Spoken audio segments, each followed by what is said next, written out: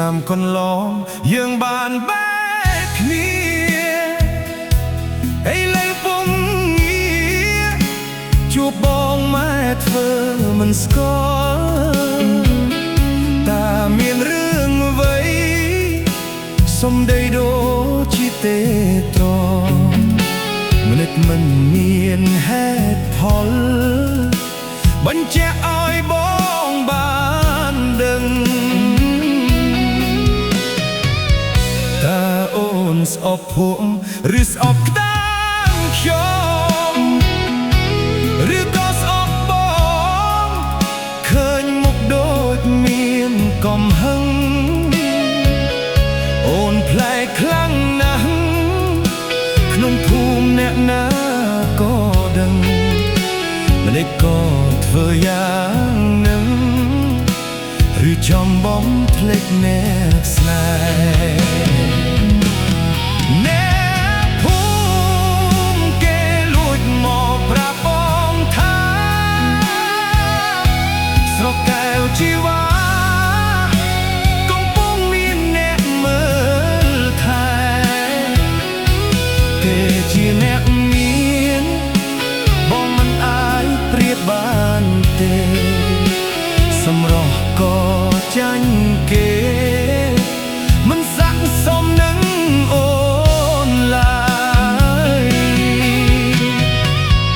បងគ្មានអ្វីទេមានតែជូនពរឃើញអូនបានល្អ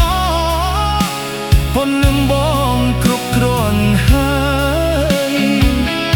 ឲ្យបានក្តីសុខថ្ងៃមុខគុំមានទុកឡើយ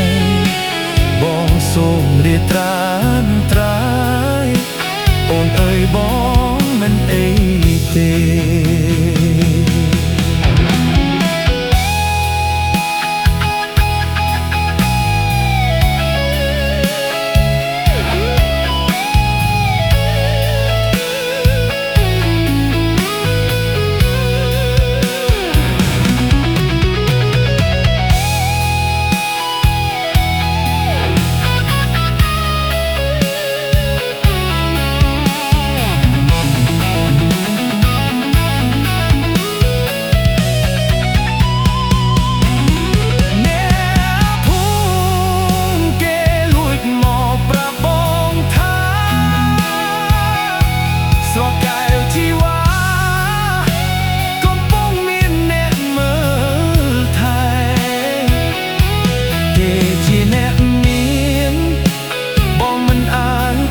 បានទេសម្រស់ក៏ចាញ់គេមិនស័ក្តិសមនឹងអូនឡើយបងគ្មានអ្វីទេមានតែជូនពរឃើញអូនបានល្អប៉ុណ្ណឹងបងគ្រប់គ្រាន់ហើយឲ្យបានក្តីសុខថ្ងៃមុខគុំមាន